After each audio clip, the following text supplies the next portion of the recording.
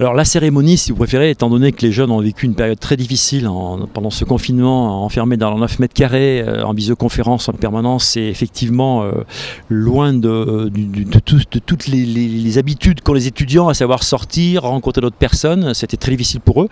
On était tout le temps en présence avec eux, les parents se sont vraiment occupés d'eux, ils les ont amenés dans leur famille, amenés à des sorties de ski, visite de leur entreprise, ceux qui ont pu. Donc les parents s'en sont vraiment occupés, c'est le but, c'est le parrain de s'occuper du GIA pendant une année complète. Et puis là aujourd'hui c'était une remise de cadeaux pour ces jeunes-là, offerts avec des spécialités lyonnaises et puis stéphanoises.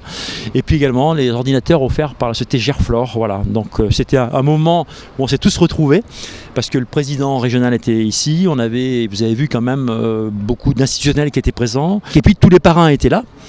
Les partenaires et puis des référents d'université. Voilà, c'est une belle cérémonie, on est très contents, surtout pour nos jeunes qu'il ne faut pas laisser comme ça à l'abandon. Nous sommes tous sensibles à la cause des jeunes ambassadeurs et en tant que manager, nous sommes plusieurs managers chez Gerflor à être parrains de l'association, à donner notre temps et notre investissement. Et on a pensé aussi que cette année, si spécifique et différente des autres, il fallait faire un effort, donner quelque chose et du coup on a proposé d'offrir des ordinateurs à des étudiants qui avaient besoin de ces ordinateurs pour travailler à leurs universités, à leurs écoles. Moi je m'appelle Maya et je fais mes études à l'IAE. Je viens du Togo. Le projet en fait que j'ai monté c'est par rapport au tissage.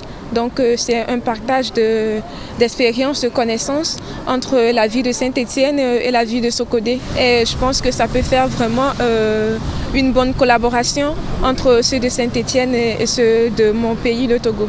La période est vraiment particulière, mais bon, on essaie de faire avec. Et avec l'encouragement de nos proches, de nos marraines, de nos parrains et tout, et on y arrive à faire relever les défis et tout. Compte tenu des conditions compliquées sanitaires traversées, la ville de Saint-Étienne apporte tout son soutien justement à cette population étudiante et en particulier à des étudiants étrangers qui viennent d'ailleurs ou bien qui sont plutôt une valeur ajoutée, comme disait mon collègue Denis Chambe.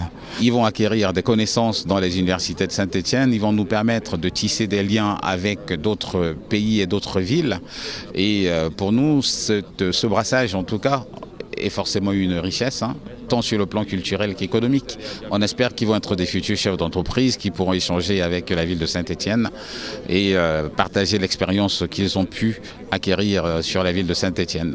C'est une raison d'espérer dans une attractivité meilleure. Ces étudiants qui viennent d'Afrique, qui viennent d'Amérique du Sud, qui viennent de Russie, qui viennent du Proche-Orient, eh bien sont chez nous, ils sont bien accueillis et ils contribuent lorsqu'ils sont rentrés dans leur pays à permettre le rayonnement de la culture française, de l'excellence de l'enseignement qu'ils reçoivent dans les grandes écoles, à l'université Jean Monnet et même à l'université de Lyon.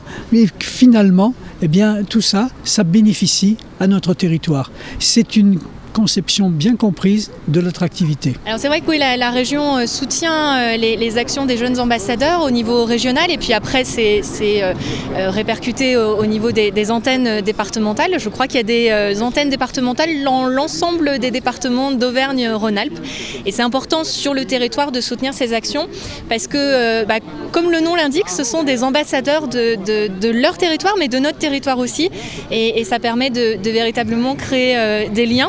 Avec un attachement au territoire.